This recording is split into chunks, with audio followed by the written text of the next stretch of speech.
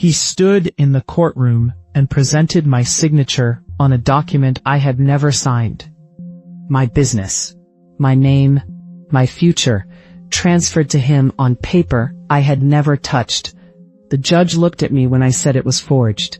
My own lawyer looked at me the same way. Everyone in that room believed the document he was holding. Everyone, except me.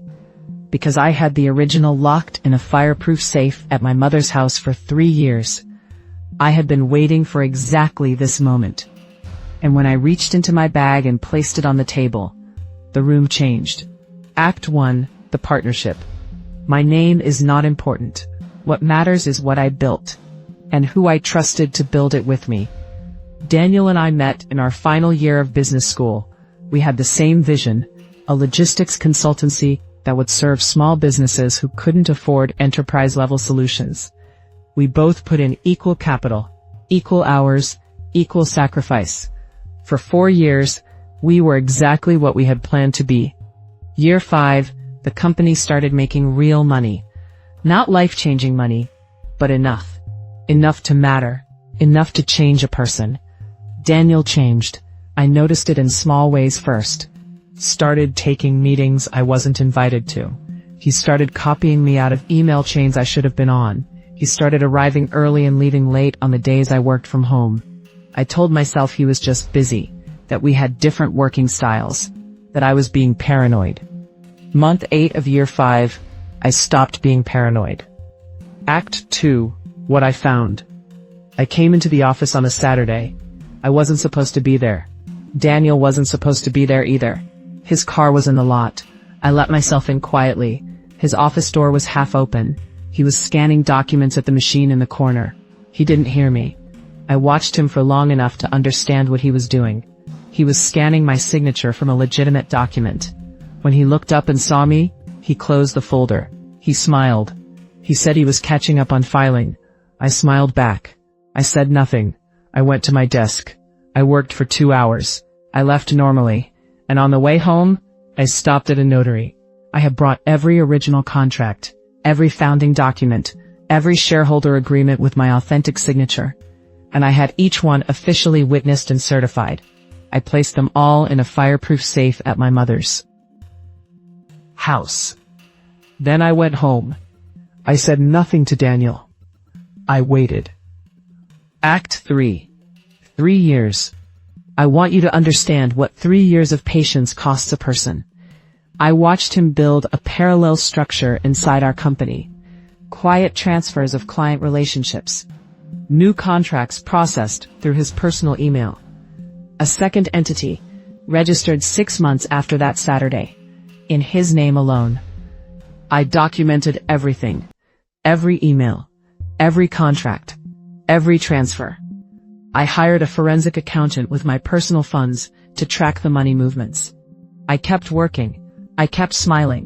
I kept being the reliable, trusting partner he believed I was. And every Friday evening, I spent 2 hours updating my files. My lawyer said later she had never seen a case so thoroughly documented before anyone filed anything. She said most people come in angry with nothing. I came in calm with everything. The moment came in month 34. Daniel filed a legal claim, asserting that I had voluntarily transferred my shares to him 18 months earlier, based on a document bearing my signature. A document I had never signed. A document he had constructed carefully from the signature he scanned on that Saturday. Act 4. The courtroom. The hearing was on a Tuesday. Daniel arrived with his lawyer and a folder of documents. He was confident. He had reason to be. The forged transfer document was professionally done, notarized, dated, complete. His lawyer presented it with the certainty of someone who has already won. The judge examined it. My lawyer said nothing. Then the judge looked at me and asked if I had a response. I said yes. I reached into my bag. I placed on the table the original founding documents, notarized 3 years ago, the weekend after I watched Daniel scan my signature. The forensic accountant's report, 18 months of analysis, tracking every unauthorized transfer. 3 years of documented emails.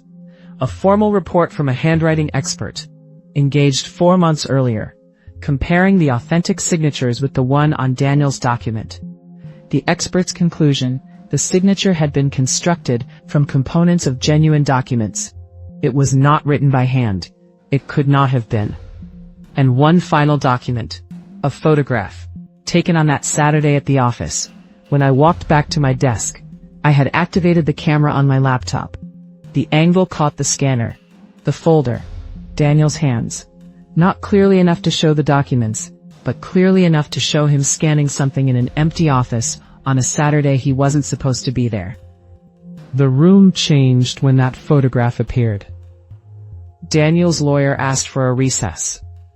Daniel looked at me across that table. For the first time in 3 years. Like he was seeing me correctly.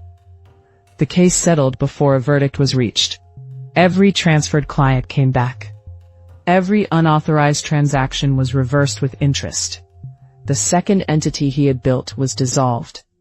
Daniel's professional license in our industry is currently under review. He sends me emails sometimes. I don't read them. My lawyer does. She says they are not legally relevant. I kept the original documents. They are still in the safe at my mother's house. I don't need them anymore. But I keep them there because some things deserve to be preserved. The version of me who sat at that desk for 2 hours on that Saturday, smiling, and said nothing, deserves to be remembered by someone. So I remember her. Every day. He forged my signature and stood in a courtroom with absolute confidence.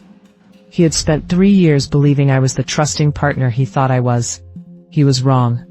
He had spent 3 years being watched by the most dangerous person in any room. Someone who already knew what was coming and had time to prepare. End question. Pay. How long could you have waited before you moved?